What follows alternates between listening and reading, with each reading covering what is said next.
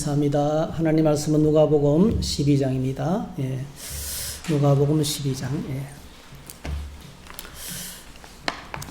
오늘 1절에서 12절까지 보겠습니다. 누가복음 12장 1절에서 12절.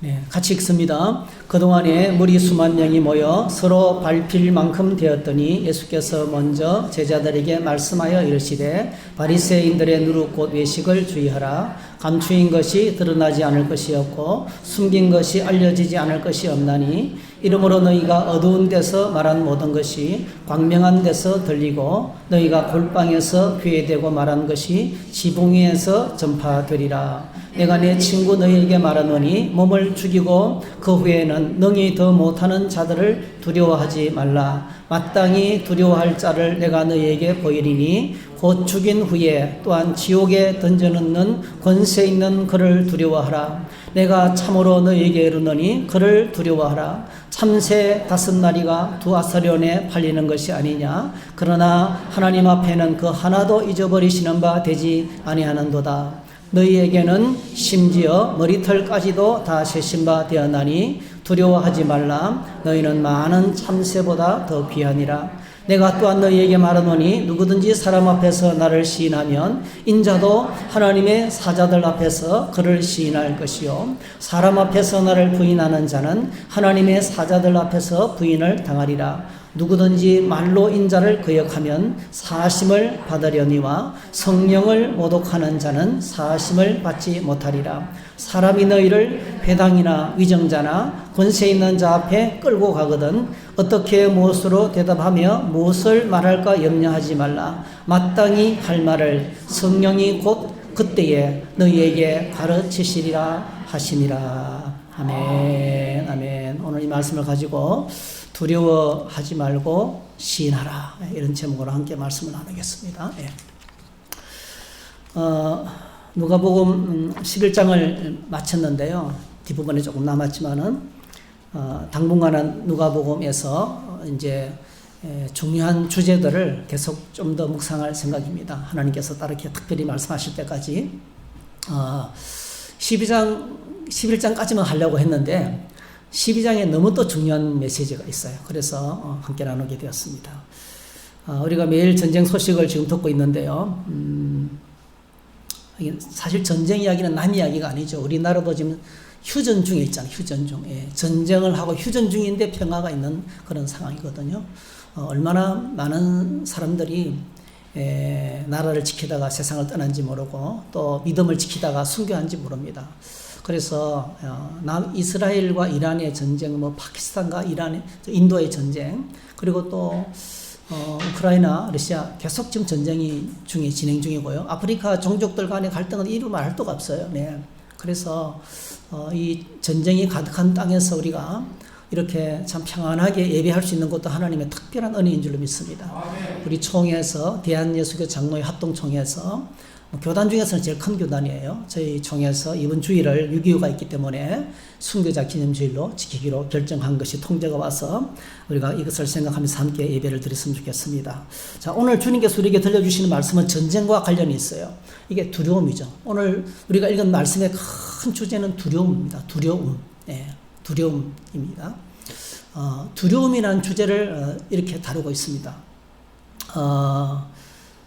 누가복음 12장 1절을 보시면 자, 그동안에 무리 수만 명이 모여 서로 밟힐 만큼 되었다 했어요. 이 그동안에 무슨 일이 벌어졌습니까? 11장 일이 벌어진 거예요. 11장. 한 바리새인이 예수님을 초청하고 점심을 대접하는데 거기서 부딪혔어요. 그죠? 네, 부딪혔어요. 예수님께서 그들을 막 지적하시고 그들의 위선을 드러내시고 그리고 바리새인들을 가르치는 사람들이 율법 교사들이에요. 율법 교사들은 서기관들이에요. 성경을 평생 기록하고 연구하고 그래서 그들이 가르친 말씀을 바리새인들에게 가르치는 거예요. 이 바리새인들은 이 말씀을 붙들고 살아가는 사람들이고 서기관들은 끝없이 성경을 연구하는 사람들이고 사실은 한 통속이죠. 같은 바리새파예요. 같은 바리새파. 그런데 이제 말씀을 듣던 율법교사가 의의를 제기합니다. 이렇게 말씀하시는 우리를 모독하는 것이다. 그래서 이제 예수님께서 그들의 잘못됐던 바리새인들의 잘못한 세 가지, 율법학자들이 잘못하는 세 가지를 사실은 그들의 신앙생활의 위선이죠. 위선을 드러내면서 굉장한 논쟁이 붙었습니다. 자, 이러는 동안에 엄청나게 많은 사람들이 예수님이 계신 곳을 몰려온 거예요. 이해가 되시죠? 예수님이 계시다는 소식을 듣고 엄청나게 많은 사람이 몰려온 무리 수만 명이 서로 밟힐 만큼 되었다. 인산인해를 이루게 된 것입니다. 자, 그런데 예수님이 계신 곳이 알려지면서 사람들이 모여들었는데요. 이때의 정확한 정황은 제가 아까 말씀드렸던 것처럼 누가복음 11장 끝에 있어요. 자, 거기서 나오실 때 서기관과 바리새인들이 거세게 달려들어 여러 가지 일을 따져 묻고 그 입에서 나오는 말을 책잡고자 하여 노리고 있었다 그랬어요. 그러니까 지금 예수님과 율법학자들과 바리새인 사이에 엄청난 대화가 주고받는 거예요. 엄청나게 많은 이야기가 오가고 있는 거예요. 그 대화의 폭탄, 여러분, 싸우는 것은 뭐죠? 부부 싸움은 뭐죠? 다른 말로 부부 부흥회예요. 그동안에 대화도 않고 살다가 막 대화가 한꺼번에 쏟아지니까 싸우는 거예요. 너무 좋은 일이에요. 부부 싸움 좋은 일이에요. 대화가 중이잖아요. 대화인데 뭐죠? 격한 대화를 하고 있는 거예요. 그것도 뭐죠? 그동안에 말도 안 하고 살다가 뭐죠? 한꺼번에 쏟아지니까 이제 싸움이 되는 거죠. 그러니까 엄청난 대화가 지금요, 예수님과 바리새인들 사이에 오고 가는 거예요. 특별히 뭐죠? 바리새인들과 율법학자들이, 율법학자가 바로 서기관들입니다. 서기관들이 이야기를 주도하고 있는 거예요. 서기관들의 입에서 그동안에 내려왔던 전통들, 율법들을 막 쏟아내놓는 거예요. 그 예수님께서 대화하기가 뭐죠? 대답을 다 하기가 버거울 정도인 거예요. 근데 그 자리에 누가 있었습니까? 제자들이 듣고 있었잖아요. 제자들이 그 율법학자들의 말을 다 듣고 있었어요. 자, 여러분, 이 제자들이 지금 어떤 상황이냐면요, 이 율법학자들이 만들어 놓은 수많은 법조문들, 613가지 외에 1000, 2000, 38가지 그 엄청난 조문들을 그들이 만들어 놓은 문화 속에서 왔어요. 우리나라식으로 말하면 조상대대로 내려오는 전통과 문화 속에서 살아왔다는 거예요. 그 이야기를 또 뭡니까? 이들을 통해서 듣게 되는 거예요. 이들이 주님을 만나서 새로운 가치관을 가지고 하느님 나라의 비전을 가지고 새로운 진리를 가지고 새 부대는 새 수는 새 부대에 담아야 되는데요. 옛날 부대가 좀 들고 일어난 거예요. 아시겠죠? 그래서 예수님께서 어떤 뭔가 이거 여기서 멈추고 제자들에게 이야기를 하지 않으면 안 되는 상황이 되는 거예요. 제자들의 마음속에 일어나는 변화를 주님이 아신 거예요. 이것이 바로 바리새인과 서기관들의 누룩이에요. 바리새인과 서기관들의 누룩은 얼마나 위험한지 몰라요. 듣다 보면 다 빨려 들어가. 모든 사람들이 지금 그 말을 듣고 뭐죠? 그들의 무거운 짐, 그들이 지어놓은 무거운 종교적인 짐 속에서 허덕이고 있잖아요. 예수님이 오셔서 그들을 해방시키기 위해서 왔는데 그 잘못된 가르침에서 해방시키기 위해서 와셔서 그래서 성경을 가르치실 때마다 그들 속에 뻥 뚫렸어요. 주님이 말씀하실 때 치유가 일어나고 회복이 일어났어요. 소망 없는 땅에 소망이 생겨나기 시작했어요. 그리고 그들을 묶고 있던 것들이 떠나가기 시작해요. 예수님으로 말미암아 수많은 사람들이 자유함을 얻게 되는 거예요. 근데 여러분, 어느덧 바리새인과 서기관들과 대화가 폭주하는 상황에서 그 또다시 옛날의 그 간섭과 전통들 이야기가 막 쏟아져 나오는 상황에서 그걸 듣고 있던 제자들이 어떻습니까? 마음이 지금 오염되기 시작했던 거예요. 이해가 되시죠? 그래서 예수님께서 하시던 말씀을 멈추고 수만 명의 사람들이 모여왔는데, 자, 누구에게 말씀합니까? 제자들에게. 오늘 말씀 12절 말씀이 그 말씀이죠. 예수께서 먼저 제자들에게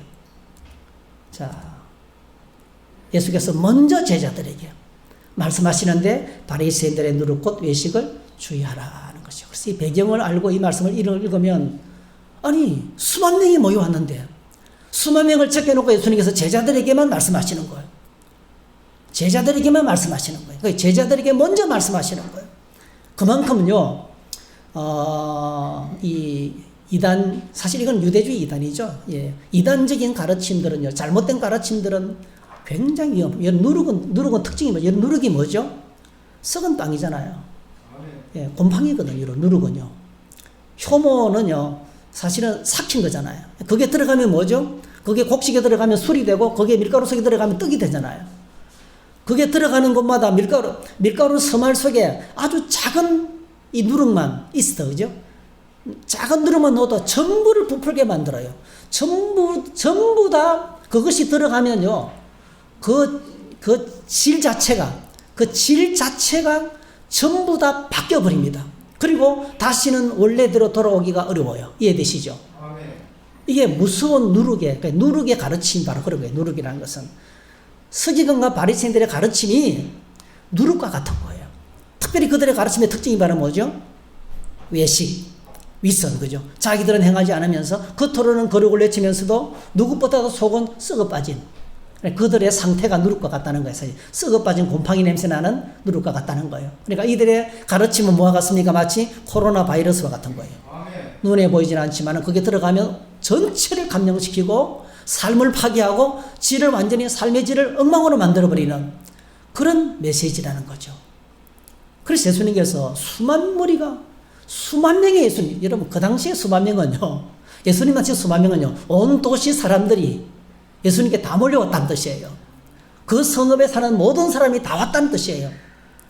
그럼에도 불구하고 그들을 제껴놓고 지금 위험한 바이러스를 먼저 차단해야 되기 때문에 주님께서 이렇게 말씀하고 있다는 그런 상황입니다.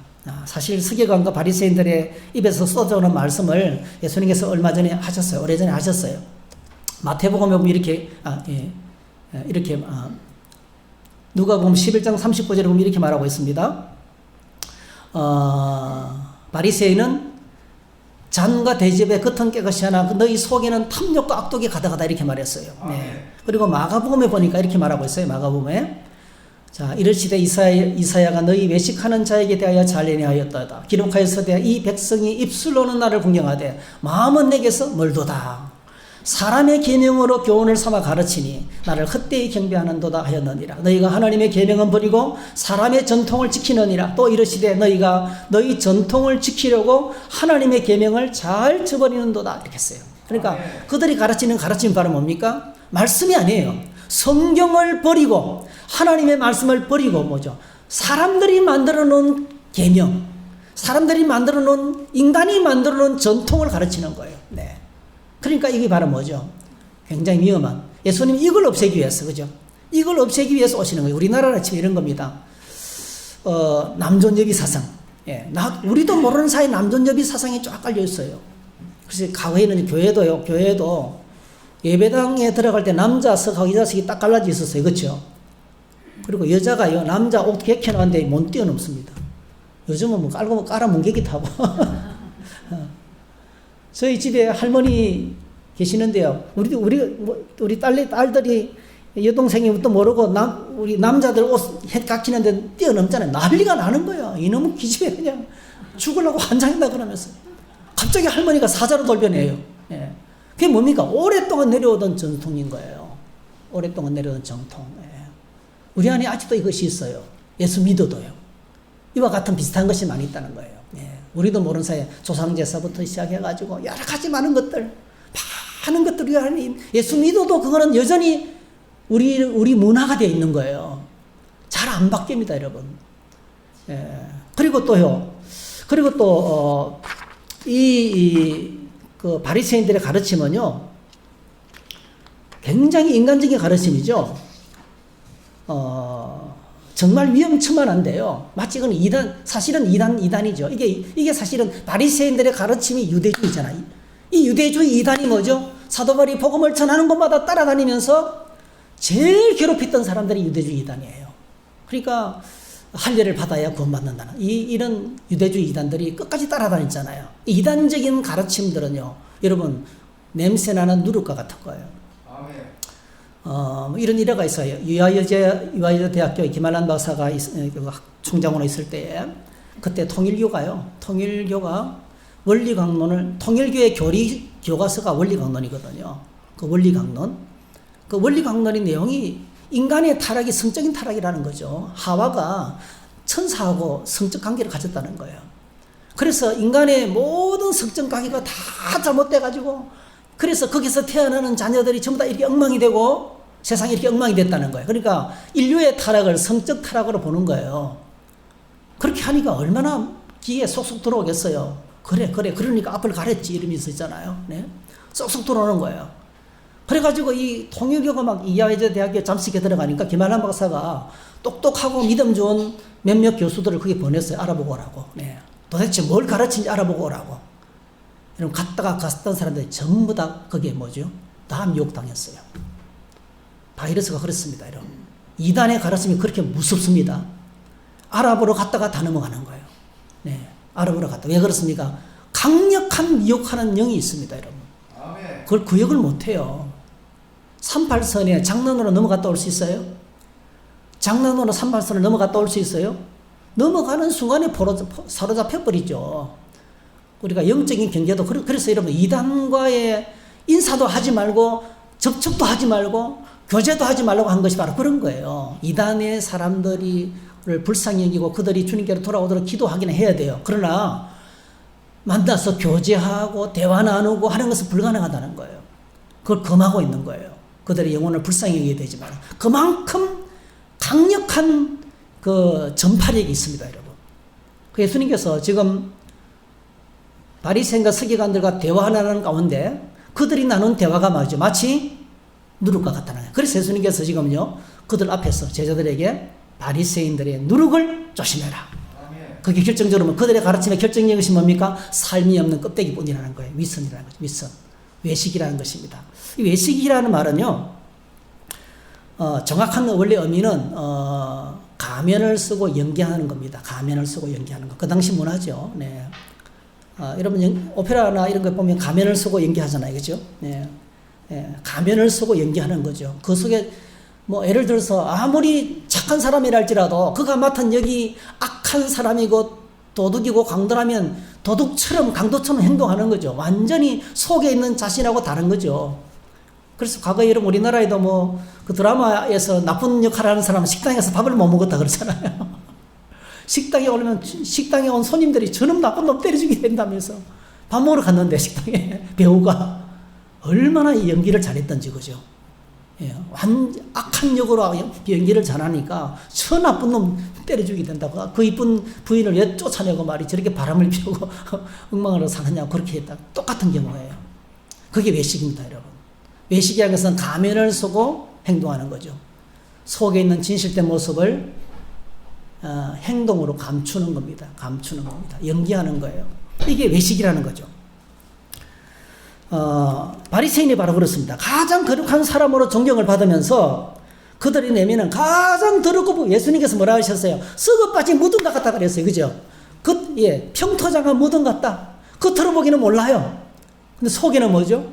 썩어 빠진 시체가 있는 것처럼 그렇게 썩어 빠진 겉은 굉장히 종교적이고 거룩한데 속에는 누구보다도 악하고 돈을 사랑하고 썩고 부패한 인간들, 이 바로 그들이라는 거죠.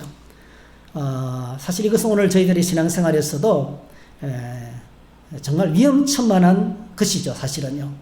처음 믿을 때는 순수한 사랑으로 순수한 열정으로 아낌없이 하나님께 예배드리면서 내 자신을 드리면서 기쁨으로 예배를 드렸어요. 그런데 시간이 지나면서 어떻습니까? 기쁨도 식고 열정도 식고 사랑도 식으면 어떻게 됩니까? 껍데기만 남는 거죠. 경건의 모양은 있지만은 경건의 능력이 없어요. 예배드리고 똑같이 예배드리고 헌금하고 봉사하고 섬기지만은요 내 안에 기쁨과 감사가 없어요.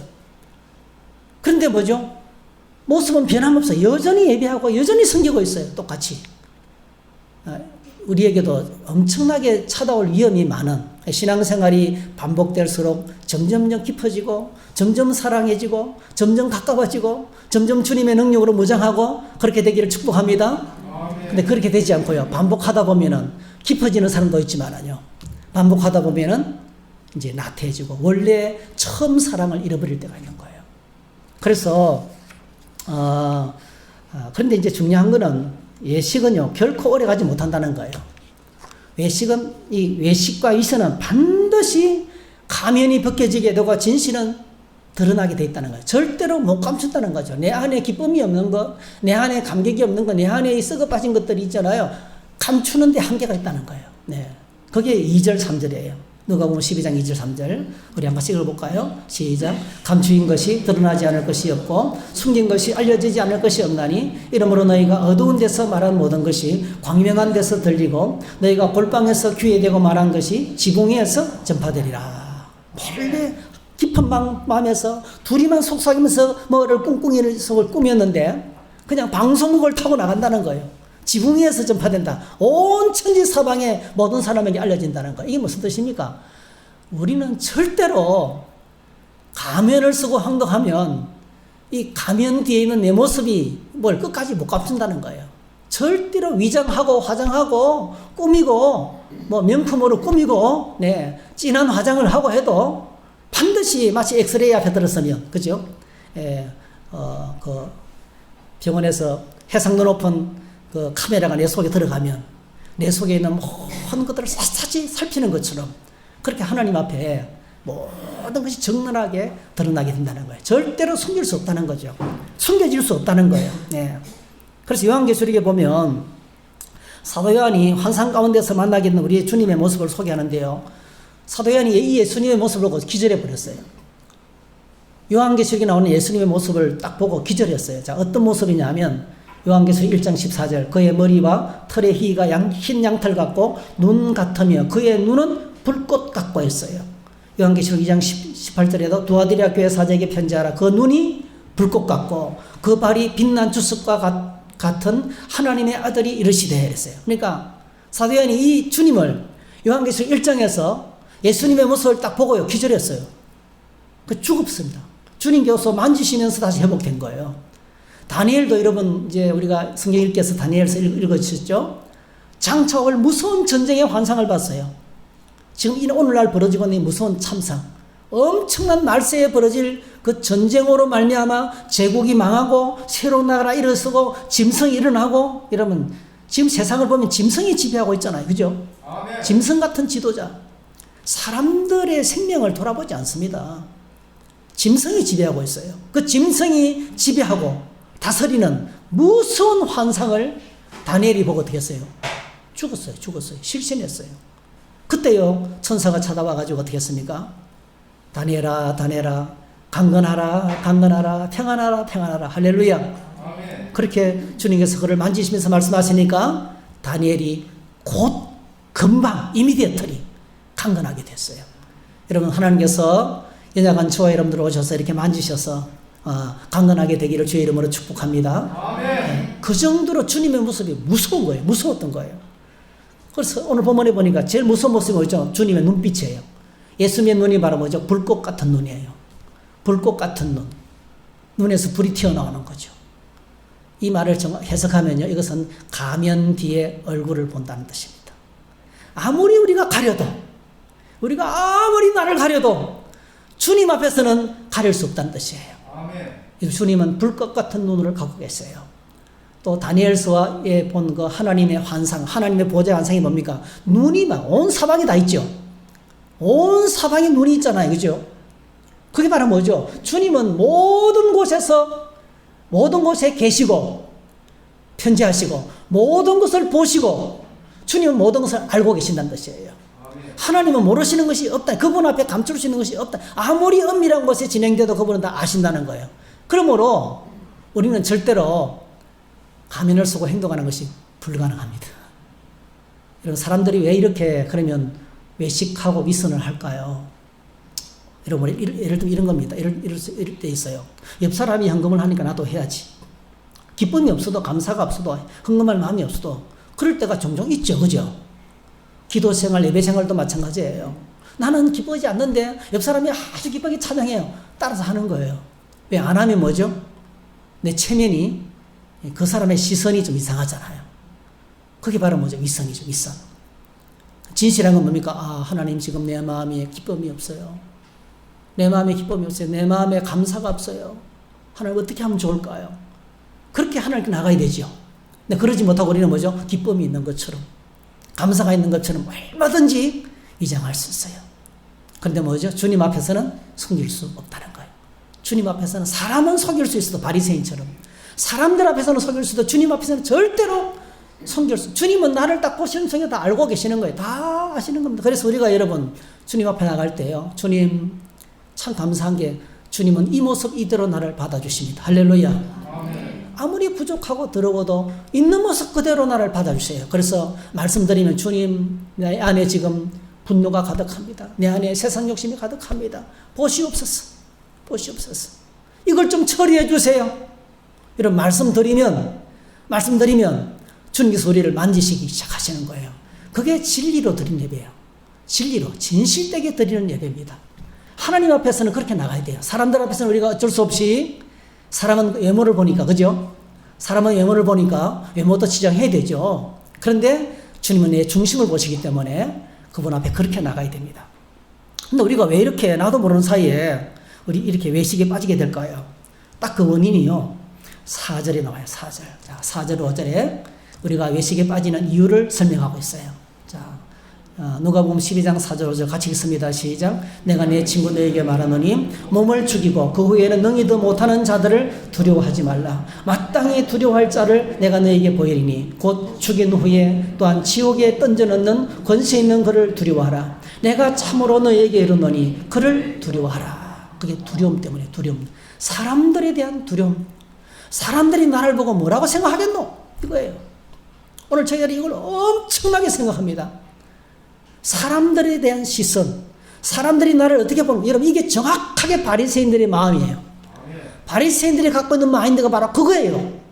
여러분, 우리 안에 하나님을 두려워하는 마음이 떠나고 나면요, 하나님에 대한 시선이 약해지면요, 반드시 뭐죠? 그 시선은 사람들에 대한 시선으로 채워지는 거예요.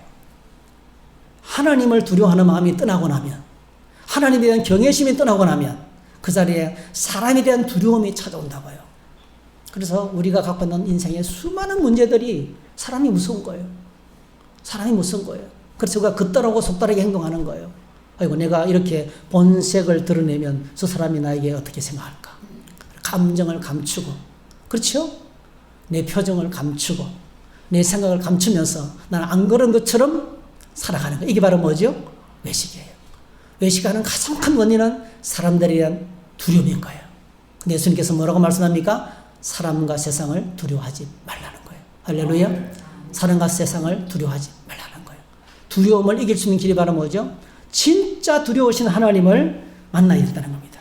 진정한 두려움을, 그러니까 세상에서 사람들에 대한 두려움을 극복하려면 하나님을 향한 경외심을 회복해야 된다는 거죠. 하나님 어떤 분입니까? 5절에 어떤 분이라고 소개하고 있습니까?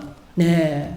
여기는 표현을요, 죽인 후에 또한 지옥에 던져넣는 권세 있는 것을 두려워하라 이렇게 했어요.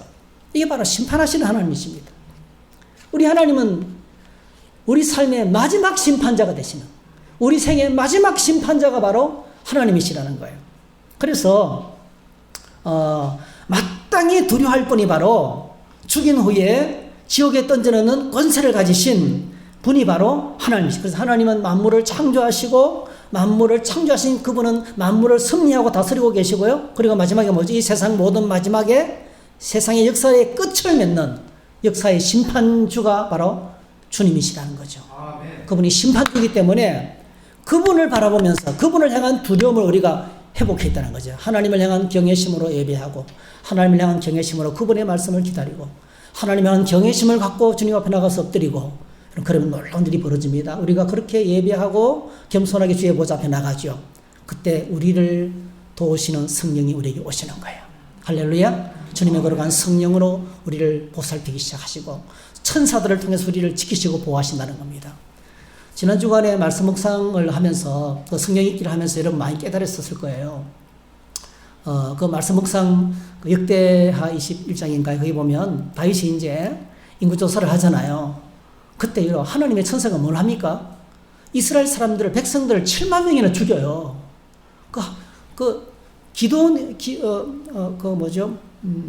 아라우나의 타작마당, 아니지. 아라우나인가요? 하여튼 그 한 사람이 그 죽음의 천사를 보는 거예요.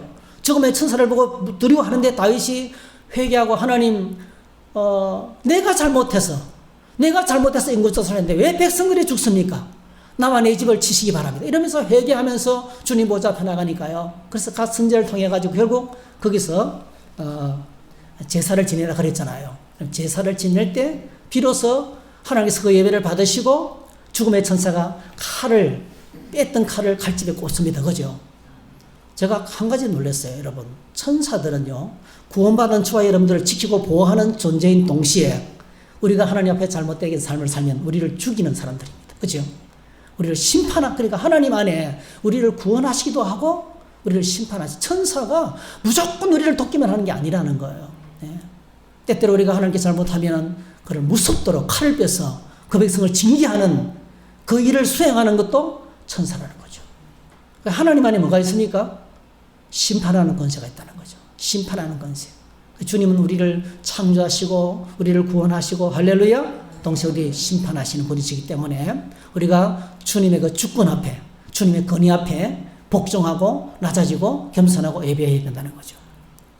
그래서 성경은 우리에게 이 하나님의 심판을 굉장히 강조합니다. 고린도서 5장 10절 같이 읽습니다. 이는 우리가 다 반드시 그리스도의 심판대 앞에 나타나게 되어 각각 선악간에 그 몸으로 행한 것을 따라 받으려 함이라. 모든 인류는 다 그리스도의 심판대 앞에 서게 돼 있다는 거죠.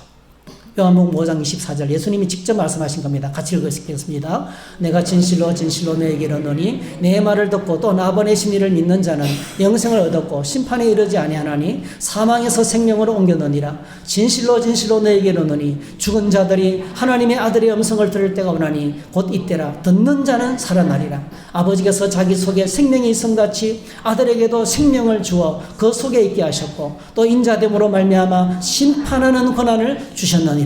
이를 놀랍게 여기지 말라. 모둠 속에 있는 자가 다 그의 음성을 들을 때가 오나니 선한 일을 행한 자는 생명의 부활로 악한 일을 행한 자는 심판의 부활로 나오리라. 모든 사람이 그리스도의 심판대 앞에서 그 주님과의 관계에 따라서 뭐죠? 심판을 받는데 어떤 사람은 생명의 부활로, 어떤 사람은 사망의 부활로, 심판의 부활로. 그래서 영원히 사는 거예요. 모든 인생은 다 영원히 살아요. 믿음으로 산 사람은 영원한 생명을 갖고 영원히 살고요. 하나님을 안티하면서 주님을 모르고 산 사람들은 영원한 사망 가운데서 영원히 사는 게 거예요.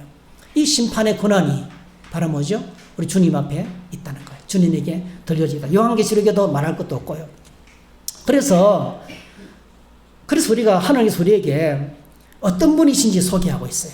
다시 하나님께서 우리에게 어떤 분이신지 소개하고 있어요. 그게 바로 우리가 잘 알고 있는 누가복음 12장 6절 7절 말씀이에요. 한 같이 읽을까요? 시작. 참새 5마리가 두 아사리온에 팔리는 것이 아니냐. 그러나 하나님 앞에는 그 하나도 잊어버리시는 바 되지 아니하는도다.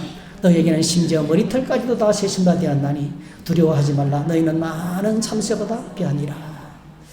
우리가요, 예수님의 십자가의 보혈로 구원받은, 주님의 피값으로 구원받은 하나님의 자녀가 되었어요. 할렐루야. 우리가 얼마나 귀하지. 하나님께서 우리를 얼마나 귀하게 했는지 몰라요. 너희는 많은 참새보다 귀하다. 참새 한 마리가 그냥 아무 의미 없이 포수들의 총에 맞아서 떨어져 죽잖아요. 근데 그 참새의 생명도 하나님이 다 주관하신다는 거예요. 그런데 우리가 참새보다 귀하다. 너희는 또 우리의 머리카락까지 다 세신다. 사실 이게 보통 일이 아니잖아요. 그러니까 하나님께서 우리는 우리 머리카락이 몇 개 빠지고, 오늘도 제가 머리 깎고 왔거든요. 이만큼 항상 빠져요. 제가 지난 주간에 이발하면서 물었어요. 이발사님한테. 박사님, 내 머리가 많이 빠지는데 머리숱이 좀 어떤가 이랬더니, 아이고, 목사님 아주 양호합니다는 거예요. 그러니까 많이 빠지는데 또 많이 나는 거예요. 그죠? 많이 빠지는데 몇 개가 빠지고 몇 개 나는지 압니까? 모르잖아요. 근데 하나님 아신다는 거예요. 잘못 생각하면 하나님 쓸데없이 말이지. 시간 많이 남아가지고 머리카락이나 세고 계시고 다른 일이나 도와주시지 않고 그런 게 아닙니다, 여러분. 그 뭐냐 하면요, 하나님이 나에 대해서 무지하게 관심을 가지고 계시다는 거예요. 하나님이 나에 대해서 엄청난 관심을 갖고 계시다는 거예요. 나에 대해서 모르시는 것이 하나도 없다는 거예요.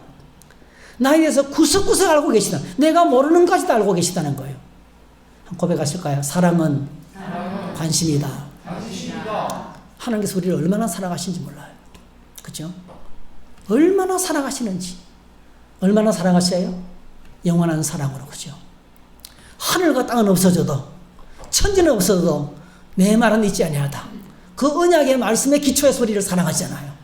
하늘과 땅이 떠나가도 우리를 향한 하나님의 사랑은 변함이 없다는 거예요. 할렐루야. 아멘. 이게 바로 뭐죠?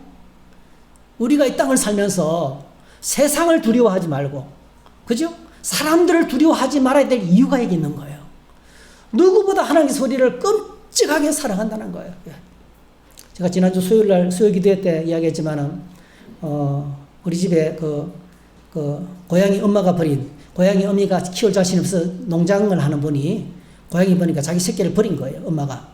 자기가 키울 자신이 없으면 갖다 버리거든요. 그러면 사람들이 데려가라고 앞에 갖다 놔요. 이 고양이를 농장 주인이 들고 와가지고요. 우리 카페에 우리 아들한테 와갖고 아주 이거 좀 엄마가 버린 고양이인데 좀 키워주면 안 되겠냐고. 자기는 못 버리겠다는 거예요. 안 키워주면 죽는데요. 그래가지고 이 고양이를 저희 집에 이제 고양이 한 마리가 저희 집에 들어왔잖아요. 이 고양이. 예. 많이 컸어요.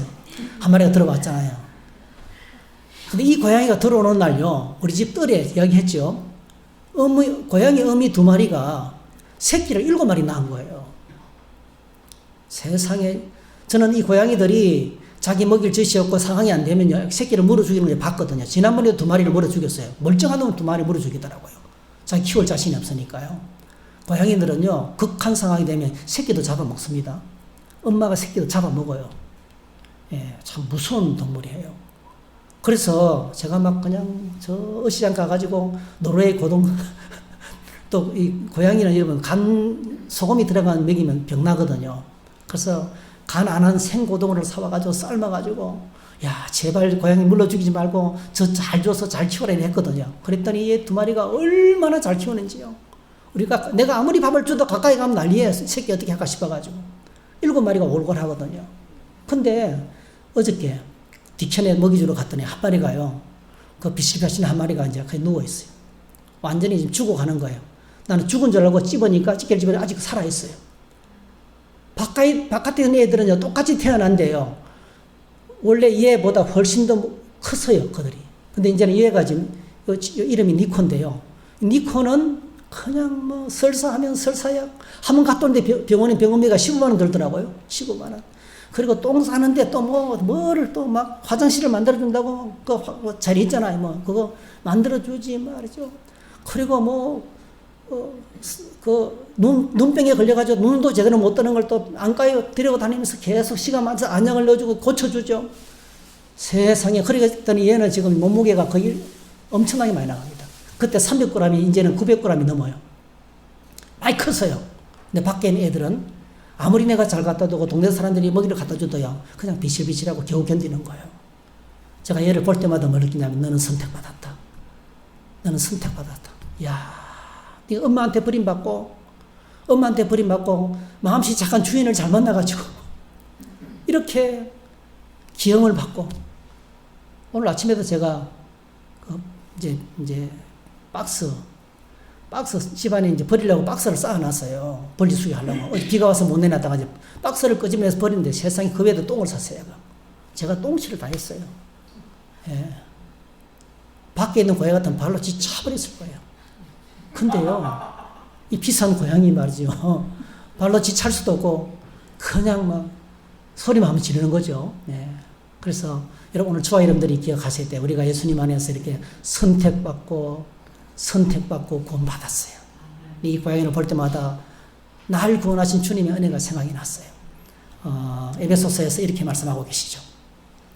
찬송하리로다 하나님 곧 우리 주 예수 그리스도의 아버지께서 그리스도 안에서 하늘에 속한 모든 신령한 복을 우리에게 주시되 곧 창세전에 그리스도 안에서 우리를 택하사 우리로 사랑 안에서 그 앞에 거룩하고 흠이 없게 하시려고 그 기쁘신 뜻대로 우리를 예정하사 예수 그리스도로 말미암아 자기 아들들이 되게 하셨다.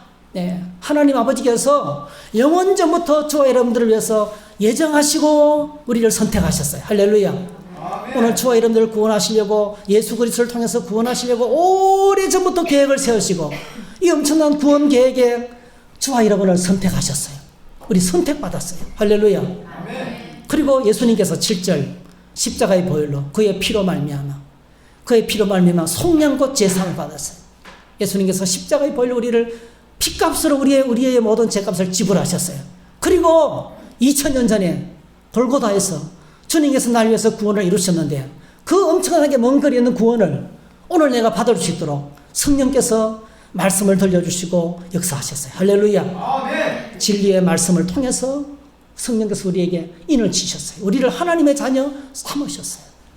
그래서 하나님께서 말씀하실 너희는 나에게 너무나도 귀하다. 예. 너희는 나의 보물이다 말씀하시는 거예요. 천국에 가면 보물들이 많잖아요. 그죠? 근데 보물 1호가 뭔지 아세요? 천국의 보물 1호. 예수님의 십자가의 보혈로 구원받은 저와 여러분들이에요. 그게 너희는 내 소유가 되겠고, 그 내 소유란 말이요. 우리 집안에 하나님 나라에서 보물 1호란 뜻이에요. 가장 첫 번째 보물이 바로, 우리라는 거예요. 너희는 귀함이라. 너희는 많은 참새보다 귀하다는 말이 그런 의미가 이 속에 포함이 되어 있습니다. 그러므로 우리가 어떻게 살아야 되겠습니까? 오늘 저희들이 어떻게 살아야 되겠습니까? 8절에서 12절. 8절에서 12절. 자, 여기 보시면은, 사람들 앞에서 나를 시인하라. 그죠? 세상과 사람을 무서워하지 말고 나를 시인하는 거예요. 날 구원하신 그 주님. 예, 날 구원하신 주님. 나를 선택하시고 나를 예정하시고 나를 귀하게 보시는 그 주님. 그 주님의 이야기를, 주님에 대한 고백을 모든 사람 앞에 고백하라는 거예요. 아멘. 로마서 10장 9절 10절 너무 잘 아시죠? 사람이 마음으로 믿어 이르고 입으로 신하여 구원에 이르느니라. 예. 예. 우리가 예수님께서 날 위해서 십자가에 죽으신 것을 마음으로 믿고 입으로 시인하고 마음으로 믿으면 구원받는다 그랬어요. 그러니까 오늘 저와 여러분들이 나의 구원받음을, 날 향한 하나님의 사랑에 대한 것을 만나는 사람마다 두려워하지 말고 당당하게 고백하라는 거예요. 이렇게 주님 저희들이 고백하며 살면요, 믿음으로 고백하며 살면 12절 마땅히 할 말을 성령이 그때 너에게 가르치시라. 이게 무슨 말씀이냐 하면요, 모든 상황 속에서 성령의 인도를 따라서 성령의 지배 가운데서 살아가는 하나님의 사람이 된다는 거예요. 오래전에 일본에서 실제로 일어났던 일이에요. 제가 유튜브에서 이제 들었던 이야기인데요. 일본의 한 초등학교에 있었던 실화입니다, 실화. 예, 초등학교 5학년 히토군이 지금 이게 무슨 그림 같아요? 초등학교 조회. 예. 옛날에 이렇게 아이들이 많았어요. 초등학교 조회. 맨 앞에 서 있는 선생님들이고, 이쪽에 쭉 있는 것이 그 반이에요. 옛날에 이렇게 학생들이 많았습니다.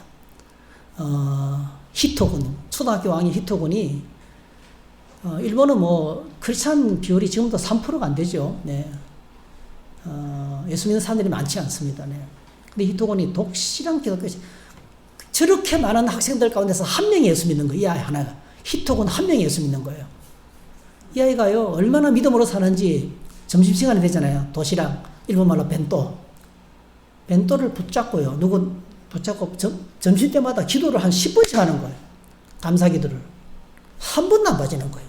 5학년이 될 때까지. 얘는 어릴 때부터 믿는 모태신앙인데요.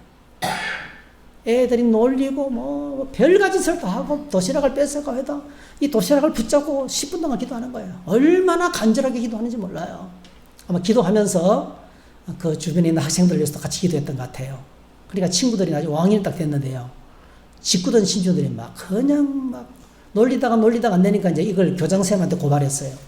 히토군이 점심시간마다 도시락을 앞에 놓고 기도하면서 귀신들을 불러들인다는 거예요. 귀신들을 불러들이는 거예요. 그러니까 이게 학교 안에 큰 문제가 됐어요. 드디어 조회 시간에 히토군이 교장선생님을 앞으로 강대상 앞으로, 강단 앞으로 불러들였어요. 그리고 물었어요. 네가 점심시간에마다 도시락을 놓고 귀신을 불러들이는 기도를 한다고 하는데 어떻게 됐냐고 사실대로 말해라 그랬어요. 그러니까 히토군이 말했어요. 사실 제가 귀신을 불러들인 게 아니고 내가 예수 믿고 구원받아서 너무 감사해서 나의 사랑하는 하나님께 감사 기도를 올려드린다고. 이 도시락을 지켜서 어머니 아버지가 수고하시고 또 이 음식을 먹을 수 있도록 농부들이 수고하시고 또 그분들이 너무 감사해서 매번마다 감사 기도를 올린다라고. 교장이 그러냐고. 그럼 이 자리에서 한번 해보라고. 그래, 전교생이 조소하고 조롱하고 비웃는 그 자리에서 이 히토군이 진짜 간단하게 감사 기도를 올려드렸어요. 아이의 감사기도가 마이크를 통해서 울려 퍼지자요. 이 교장선생님이 눈에 눈물이 뚝뚝 떨어지면서 이 아이 앞에 무릎을 탁 꿇는 거예요. 그러면서 히토군에게 말했어요. 야, 너는 초등학교 5학년인데도 이렇게 사람들이 조롱하고 비웃는데도 불구하고 한 번도 안 빠지게 이렇게 감사기도를 하느냐고. 나는 10년 전에 예수를 믿었는데 사람들이 알까 두려웠어. 자기가 예수 믿는 걸 알까 두려워서 표시도 내지 않고 감사기도 할 때도 속으로만 기도하고 그냥 먹었는데 너는 나보다 훌륭하다. 넌 진짜 그리스도인이다. 그러면서 이 아이를 끌어안았어요. 그러니까 이 학교 전체가요. 그 조롱하는 분위기가 순식간에 사라지고 그냥 엄숙한 분위기로 바뀌게 되고 그 다음부터는 다시는 핍박을 받지 않게 되고 그 다음부터는 교장도 당당하게 기독교인인 것을 이제 나타내면서 그렇게 됐다는 이 실화예요, 실화. 네. 그럼 오늘 저와 여러분들이 오늘 이 말씀을 마음에 좀 새겼으면 좋겠어요. 우리가 우리 안에 나도 모르게 얼마나 많이 세상에 대한 두려움이 있는지 몰라요. 그죠? 제가 교회를 섬기면서도 깜짝 놀랄 일이 많이 있습니다. 네. 우리 교회에서는 중직자예요, 중직자. 네. 저에게서는 중직자입니다. 근데 나중에요, 그 직원 한 분을 제가 만났거든요. 그랬더니, 자기 사장님이 교회 다니는 분인 줄 몰랐대. 그 밑엔 직원이에요. 제가 충격을 받았어요. 한 번도 똑같이 술 먹고 똑같이 생활하고 똑같이 하면서 했잖아요. 기독교인 냄새를 한 번도 내지 않은 거예요. 네. 제가 그분들이 떠나갔기 때문에 이제 말하는 거예요. 그렇게 살았어요. 그렇게. 네. 그게 바로 뭐죠? 위선이죠, 위선. 네. 그렇게 살아갈 수 있다는 거예요. 오늘 저와 여러분들이 위선과 애식은요, 사람들을 두려워하기 때문에 찾아오는 신앙생활의 심각한 질병입니다. 이것을 극복하고 치료할 수 있는 길은 하나님을 향한 경외심을 다시 회복하는 길입니다. 예수 그리스도 앞에 다시 가난한 심령을 다시 회복하는 것입니다. 여러분, 우리가 하나님 신앙생활은요, 화려한 이벤트가 필요 없어요. 신앙생활은 여러분, 꾸준하게 그냥 밥 먹던 것처럼, 자, 이 아이 히토군처럼요, 비가 오나 눈이 오나 내가 믿음의 길을 걸어가는 거예요. 그게 영성입니다, 여러분. 그게 전교생에 다 모여있는 그 앞이라 할지라도, 심판대 같은 자리를 할지라도, 변함없이 그 앞에서 그런 일을 만나도 기도할 수 있는 것은 평소에 꾸준히 감사 기도를 해왔기 때문에 가능한 거예요. 예. 그게 신앙생활입니다. 오늘 저희 이런들이 말씀 묵상을 하고 성경 읽기를 하잖아요. 말씀 묵상, 성경 읽기, 예배 생활을 하지 않습니까? 여러분, 꾸준하게 눈이 오나 비가 오나 그냥 묵묵하게 하는 그것이 진짜 신앙생활이에요. 그러면 영성은 쌓이고 우리에게 큰일이 다가와도 그 순간순간마다 성령께서 감당할 수 있는 능력을 주실 줄로 믿습니다. 아멘. 그리고 세상이 두렵지 않습니다. 사람들이 무섭지 않습니다. 사람들이 뭐라 해도, 어떤 일이 벌어져도, 어떻게 비웃고 조롱해도 우리는 하나님 앞에서 다 함대할 수 있어요. 다시 말씀드리면 위선은 사람들에 대한 두려움 때문에 찾아오는 질병이에요. 이 질병은 하나님에 대한 두려움을 회복하면 떠나갑니다. 할렐루야. 아멘. 오늘 저희들이 우리를 귀하게 여기시는 주님 앞에서 이렇게 시인하고, 자, 두려워하지 말고 시인하면서 그렇게 믿음을 고백하면서 당당하게 이 세상의 가운데 살아가는 하나님의 멋진 믿음의 사람이 되시기를 주의 이름으로 축복합니다. 아멘. 할렐루야. 아멘. 할렐루야. 아멘. 우리 함께 찬양하십시다. 하나님의 은혜로 이 쓸데없는 자 찬양하겠습니다.